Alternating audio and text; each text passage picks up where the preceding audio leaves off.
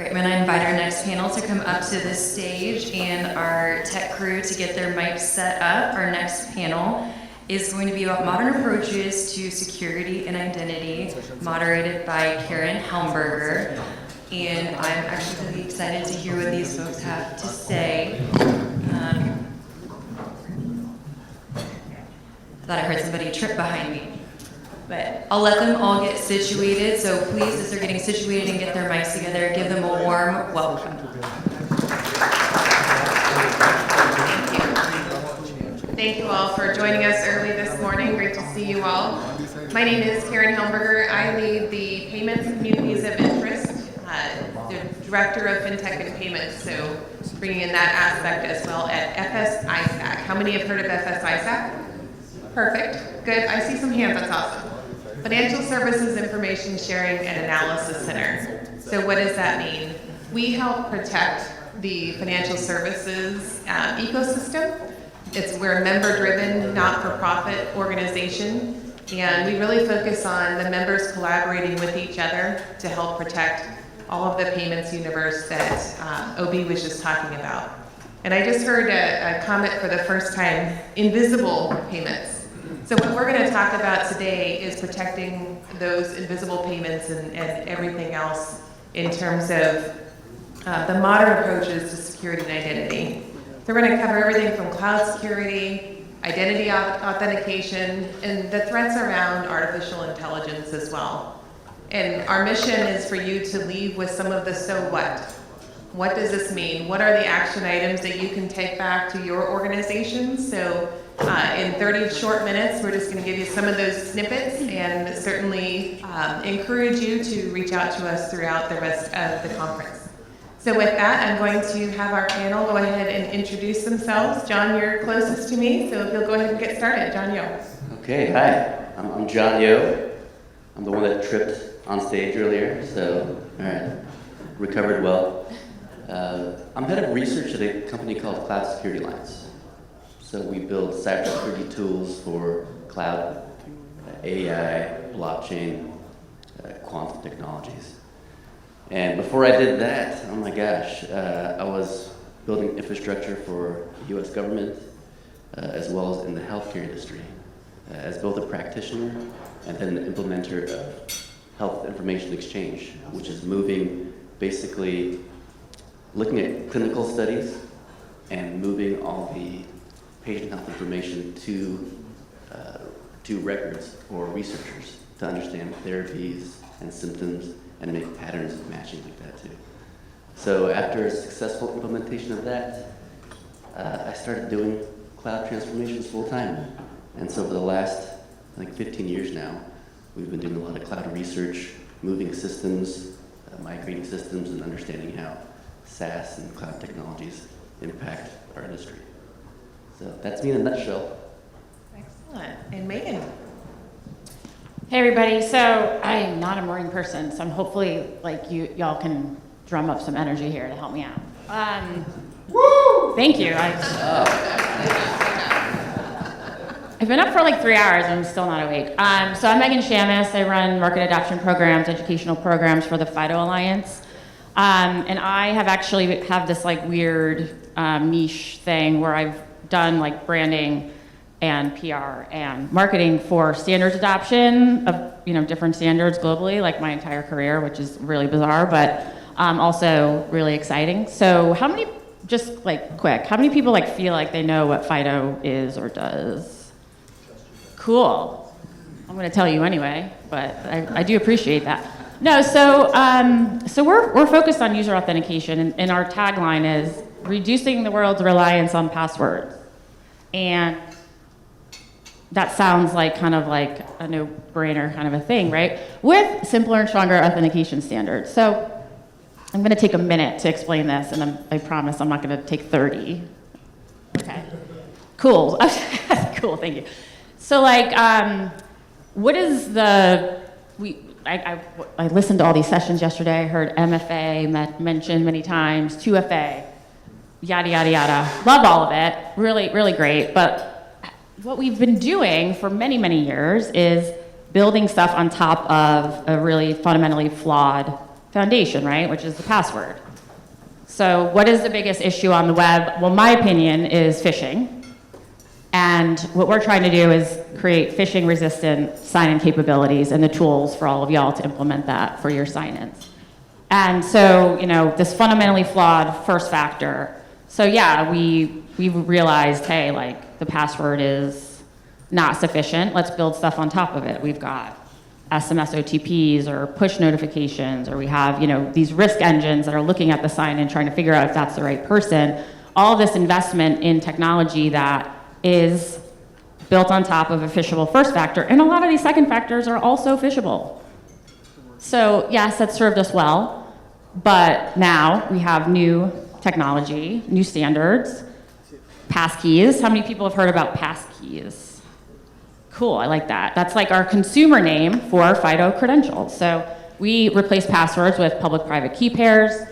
The user, they just do whatever they use to unlock their device to sign in. The private key is the credential that is transparent to the user.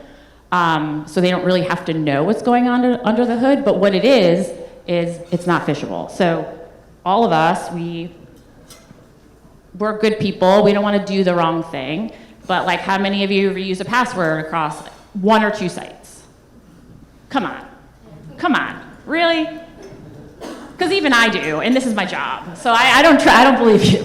But it's not for lack of caring. It just is, if people are good natured, they want to give people what they ask for, social engineering, phishing, etc. With FIDO, you cannot give away your private key. So that takes away the human sort of burden. So I will stop now. But that is what FIDO is and what we're working on. FIDO's built into every major browser, every major operating system. Apple's in, Microsoft's in, Google's in, password managers are in.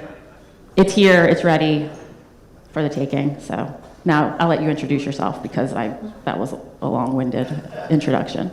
Well, and for those that maybe asked the question about passwords, I think some people didn't raise their hand because they know my background of creating PCI. And so they're like, oh, no, I'm not going to say about PCI compliant.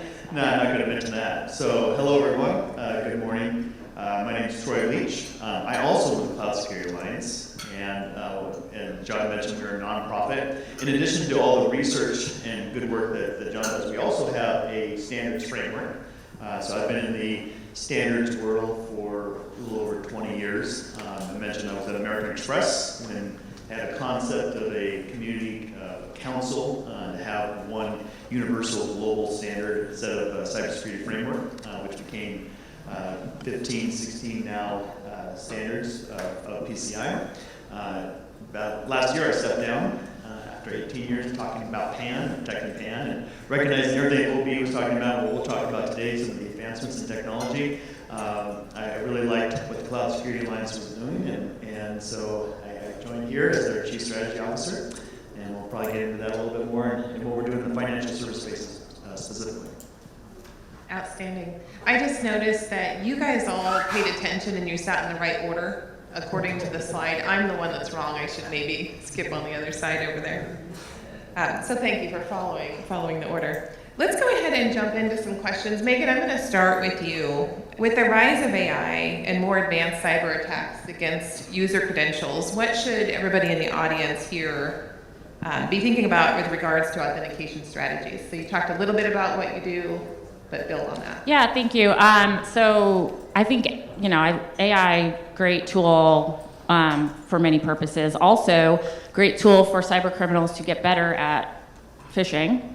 So what we see is an increase, we have some data coming out next month, but an increase in sophistication of phishing emails and across different channels, right? So no longer is it, a terrible bad grammar email or SMS or whatever, but they can, now they have perfect English. Now they know more about you. Now they can say, hey, Megan, it's Rob. Why do I have your number? I get that text like 50 times a day. I don't reply. But the point is that the rise is, it's only going to get easier, right? And so we got to cut this off at the pass, right? What I would recommend is to move, so internally, whether you have, employee systems, or externally, whether you have consumer customers, start moving to phishing resistant authentication, right? And like, you don't have to roll it out in mass on day one. Look at your admins, look at your CSPs. Make sure that they have FIDO security keys, or they're leveraging phishing resistant authentication so that if for some reason someone were to get into your network, they could not get into those important accounts. Start there. And then, continue to roll that out. But the point is that you can do so much education about phishing, you can do all these things, but it's just, even like the smartest person could fall for a spear phishing attack, or a general phishing attack. So just start thinking about new authentication mechanisms. The tools are here. Phishing resistant is the way to go. So the cyber attacks will only get more sophisticated. Absolutely. Especially with AI. More automation, Yeah. just easier. Faster, opens it up to Yeah, absolutely. anybody. Absolutely. Troy, there has been a significant shift in the cloud services in a short period of time, especially driven through the pandemic.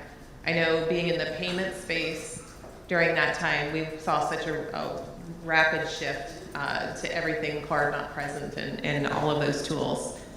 Cloud Security Alliance has recently published some research findings that you've been engaged with about cloud adoption by financial services. What can you tell us about some of the key learnings from those? Yeah, it was fascinating.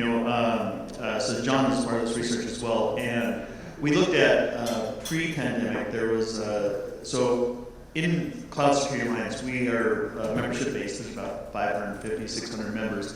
Probably many of your companies are members, so we work very closely with FSI. And within that, we saw that there was some really interesting trends around what we were seeing for new adoption from 2020 compared to 2023. So we started to see that 84% of the financial service organizations that were part of the survey are using cloud for payments and processing and what they would consider regulated data. Excuse me, I got a little morning. It's very early. Yeah, I'm just reminding you all. All of the hotels, it seems always my sinuses in the hotels. But for us, the most fascinating thing with this is that 98% said and recognized that in some capacity they're actually using cloud services. And then the reality of that is that the other 2% doesn't realize that their HR departments, and they're using Salesforce, they're using all these SaaS, and so people think, oh, we're not using AWS, we're not processing this infrastructure, but the reality is, I'm just working, we have a couple of pilots going with banks in Europe that have somewhere between 2,500 to 3,000 SaaS providers that as part of their governance, they're having to look at the procurement and do that type of assessment. So that was some of the interesting data. The other point is that it was almost an inverse. So in 2020, there was about a third of organizations recognized that a majority of their what they would identify as business critical data flow workloads was in cloud infrastructure. 3 years later, that was 67%.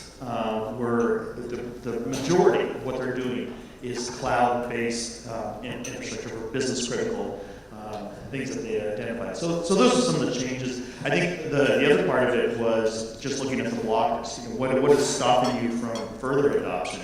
And the biggest things were regulation. So there's a lot. If you've been following, especially in Europe, the European Cybersecurity Act, as well as DORA, the Digital Operational Resiliency Act, they have very specific call-outs for financial service and how you are partnering with cloud service providers and how you have to test and validate those. So that was one of the biggest blockers, as well as just how regulators are looking at this, looking for resiliency here in the U.S. We have the U.S. Treasury that came out with a report in February. It's free to download. They're concerned about contracts with CSPs. They're concerned with some of the other resiliency issues. So that's something that we're trying to resolve is making sure people understand the importance and scalability of cloud, but then also how does it create resiliency for critical infrastructure on that side. Absolutely. John, in your current research, can you give us a little eye into things that you're studying and what you're seeing for the trends and challenges? And I guess to jump onto that as well, how Cloud Security Alliance is addressing those for the financial sector? Yeah, good questions. And a lot to unpack just because, as I mentioned earlier, we explore all these different technologies. So when AI is announced, we try to study it, play with it, poke holes in it, and see what's being exploited. And we do a lot of empirical studies as well, too. So in addition to what Troy was mentioning about financial services, we talk to the leadership executives within organizations. We do empirical studies on practitioners, so we'll observe what 1,000 of practitioners are doing and exploring in the industry, and we try to understand what the main perceptions are when it comes to pain points in these technology implementations. And then we move to observational sciences, where we look at some of the major breaches that happen. And so if you look at things dating back to the Capital One breaches to what we've seen with Dropbox and Okta lately, we'll look across the board to find just patterns. What are the patterns of exploits, vulnerabilities, and how are these being used in some of these new technologies? And so big surprise is there's a lot of identity challenges across a lot of these different breaches that we're seeing. And so in addition to understanding these identity challenges, we're also looking at what can we do about authenticating some of these things too. So what can we do better with key rotation, key management? We know in this space, HSM as a service is a big deal. So when we're looking at hard security modules for key management, what can we do better in the cloud? How can we give people guidance on actually leveraging hosting keys in the cloud environment? And so we have studies on that coming out. Additionally, we'll look at different kinds of penetration testing that happens in cloud environments. Troy mentioned DORA, the European Act on Resiliency. And cloud environments are very different, right? When you look at multi-tenant environments, there's only certain things you can do in a cloud service provider's space. And I think that's pretty important to know too, right? Because as cloud security providers make change to their systems, how does that impact you as a customer? They make it very clear that we're not going to touch a customer's environment because that is your safe space. And when we think of multi-tenancy, we share these cloud platforms and data centers with multiple customers and multiple partners. There is going to be that barrier that's going to be there, but how do we make sure that CSPs, if it's a change within a vulnerability that we know in the system, is that going to impact us and our data? Not just vulnerabilities, not just security, but features and functions. So as cloud security providers create a new feature, I'll give you one good example. So if there's a lot of AWS developers in here, AWS made a really cool container registry. So if you have developers creating container engines, they could share some of those policy templates with other AWS customers. The vulnerability around that is that if you shared your container with other customers, which is a really nice thing to do, right? It's like, thank you for sharing my template. You're saving us a lot of time, and you're helping the industry. But you also open up those storage buckets, those S3 buckets, to all those other customers. And when it was figured out, AWS, Azure, GCP, they're really good at, hey, once we figure something out, we fix it quickly. But downstream, they can't change the configurations on your side. And so you get interesting notifications. Maybe your system admin will get an email saying like, hey, watch out. There's a change in the AWS container registry. Change your configuration so you're not exploiting your S3 buckets, your public buckets, to the other customers. And you need to know how to do that. But you need to do that yourself, because it's very clear that in these tenant environments, in these customer environments, AWS is not going to do that for you. They fix the issue, but it's up to the customers to do that. So. Well, just on that point, just to emphasize, that's where all the data breaches are, right? It's the misconfigurations. So when we're seeing all these financial service data breaches, there's, it's cloud enabled. You see Gartner, you see Verizon Business, you see all these organizations doing the forensic work saying it's the misconfiguration of the end user that's leveraging the cloud services as part of that issue. Right. So that's such a thing now too, when we look at the complexity of cloud services, and it's not just your infrastructure environment like your AWS, your Azure, your GCP. It's the SaaS layers on top of that. And so what we try to do is at least build playbooks and help people understand in the complex environments that we have today. We have cloud infrastructure services. We have hundreds, thousands of SaaS that many companies are using. Do we have the right configurations? Do we know how to set up configurations so that we don't have policy drift that will actually exploit things like that? Do we have the right identity challenges? And do we have the right authentication and key management challenges around that? So we're seeing that in financial services a lot. And we're trying to not only create guidance around that, but create communities of working groups that can address these issues, not just today, but what we're seeing tomorrow. I was just going to say, because it just sort of strikes me, if I did hear you correctly before, Troy, you said in your research there's a lot, like sort of a lack of awareness of exactly how many cloud services that an organization is using, which makes sense to me, but also that like the playbook is necessary. Like these companies don't all have like a person who's like, let me check our configurations today. You know, like the resourcing is just not, I don't think it's there. So I think it's like we need to put tools in the hands to just make it go and like make them aware so they could just make those changes without having to like have like a dedicated person to just that, you know. Well, so and the challenge is also with the regulations coming from financial services is they're saying we want you to have multiple clouds. So I've talked to multiple payment processors who are GCP only or they're AWS only, and regulators are coming in, that's not enough contingency. We want you to have 2 major cloud, hyperscalers, and then you have to build out teams. So you give them the misconfigurations and stuff like that. I say, well, it was hard enough getting cloud experts for one platform. Now you're telling me that I have to double the number of staff to do these patches and configuration. Yeah, you're tripling, quadrupling your resources. And yeah, we mentioned not just understanding these 2 or 3 cloud platforms that you're using, but then understanding how to configure all these different SaaS services. Yeah, automation has to play a big role there. And I know as we talk about AI is going to be used to fix these things. And then the people that know how to use AI are obviously going to use AI to exploit these things. configurations. So. Yeah, and I'll plant the question for you guys from the standpoint of artificial intelligence. I want to hear from each of you. There's such opportunity within it, but there's also threats. So I'd love to hear one of each from each of you. But I want to just put a stamp real quick on the third-party environment that you're talking about. I mean, the third-party service providers really, if you think about cloud ransomware and the MOVEit vulnerabilities, so many that have been impacted by that over the last few months, it's really put emphasis on understanding who your providers are, what they're doing for risk management, and it gets into not only third-party risk management, fourth-party, which is insane. We spent enough time on third. Now we're thinking about who their providers are as well. So again, the risks continue, really understanding who your providers are, who they're working with, how they're protecting your data is all so critical. So let's go ahead and jump back to my question, artificial intelligence. So opportunity and threat. All right, I'll jump on this end, and I guess we can go that way. For me, the threat is the most interesting on thinking of financial services and how much was invested over the last 10 years on bio-authentication.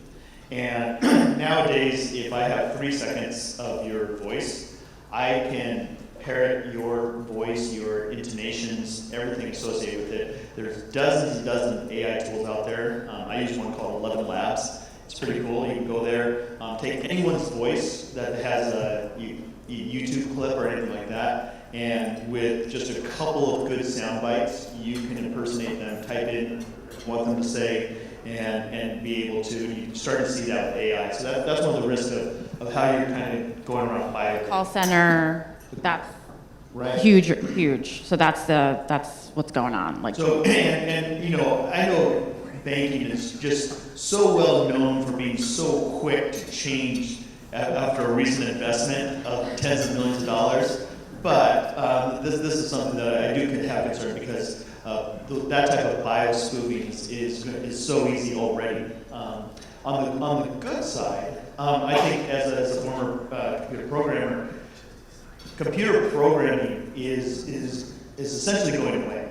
AI is going to be able to replace and design code. No longer are we going to be training our developers to like, here's how you become PCI compliant. Here's how you make sure that our code is secure in the next round. I think it's like 2,000 times the speed of the development cycles. It's really incredible what's already happening with large language models. So I think that's what we'll see is just safer development of code as we go forward. Cool. I like those. So I'm gonna, for the opportunity, just like change my hat, wear a marketing hat for a minute. So I love it, the ability to like more quickly understand data, understand trends, create better user experiences, better journeys, better whatever you're looking for, whether that's like in a store, in a branch, or online. I think there's just tremendous opportunity just to be able to like take in and understand our customers much better, and do that in a non-creepy, like privacy respecting way, right? I hope. And then the threat. So it's the call center stuff. So I mentioned, phishing is, just getting more sophisticated, right? So we've got to ensure that we're leveraging phishing resistant sign-ins, because then there's nothing to give away, so we don't have to worry about it. But the call center fraud is really interesting because, that's literally like leveraging voice, and the folks in the call center, maybe are not going to be able to tell. So we need other mechanisms to verify folks when they come in on the call center side.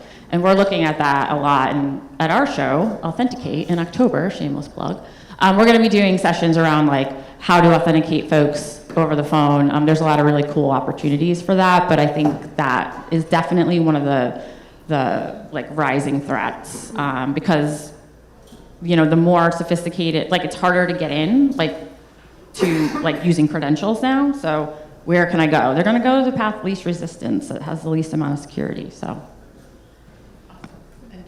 Yeah, thanks. Opportunities, right? They're huge, I think. I definitely like the code piece too.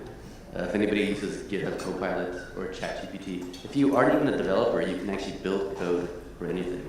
And so the acceleration of that, we talked about speed to market, we talked about cost savings, immediately you can take advantage of that. How many people have no use AI policies or generative AI policies in your organization? I expect to see a lot of hands. And I think that's one thing too, is we need to... There's maybe some I don't know hands too. But we really need to demystify what generative AI is and what large language models are for organizations who are afraid to use these things. They are literally, we've used language models for a very long time. How often do we have like autocorrect on our phones and our emails? That's what it is. It's a predictive engine. So when people freak out about hallucinations and things like that, it's a predictive model. It's not a reasoning model. It's predicting what the next word's going to be. So we need to understand exactly what it is and how we can use it. Now, the threats I think are real because as we learn to accelerate our knowledge around security operations and leverage tools to help us understand and discover vulnerabilities in internet networks and things like that, adversaries can do the exact same thing. And so understanding that adversaries, if they're using GPT and generative AI to their advantage, we better keep up with that. We're not very good at that either, too. We're not very good at keeping up with adversaries, so AI should help us do some of that, but at least understanding how to leverage AI for our own use, having good use policies, Yes. so that organizations do understand how to do that. And again, that demystifying of large language models and AI, we need to make sure that we're building black boxes around any AI systems that we're using. Absolutely. So if we're in government, we don't want AI systems to have access to the new codes or anything like that too. Because of one thing that you're going to learn from AI is that you're going to get what you ask for, not what you want. And so that's learn how to ask what you really want. And so as we learn how to prompt and ask Tell the me right what I questions, want, AI. Yeah. you're going to make sure you're getting it the right way too. It's like if you want it to be faster in your applications, be careful because of some AI system might be like, oh, well, if I delete all these files, your system's going to run faster, and so let's do that. So you can get what you want, or you can get what you asked for, but not necessarily what you want. So things like that are going to be really interesting how we build systems, and again, create black boxes around these AI systems so we can use them responsibly and in the right way. Perfect. So as we wrap up, I guess we really need to think about how do we use AR for good. Find a way to learn, find a way to test it. You know, there's several organizations that have the policy to just completely ban it from their environment, but they're really not going to then benefit from, you know, the potential opportunities that come along with it. So find a way, a safe way in your environment to allow people to learn, test, and become familiar with it, because guess what? The criminals they're using it. And you want to be able to stay ahead of that as well, and really just see how you can use that technology to gain benefits. There's in-house AI tools that you can use to learn within your environment even, so you could look at that for several different mechanisms. Engage in collaborative discussions. So I think you mentioned Cloud Security Alliance, FSISAC has a cloud security working group. There's several, you know, if you happen to fit into a different ISAC type of relationship, I'm sure that everybody has those areas of focus, because at the end of the day, security is not a spectator sport. The criminals are collaborating, we need to as well. So collaborate, learn from others, learn together, you know, and see how collectively you can help to protect the sector as well. We appreciate your time. We hope that you left with a little bit of understanding, a little so what and the now what can you take back to your organizations. And again, encourage you to find us throughout the rest of the conference and ask any additional questions that you have. Thank you. Thank you all.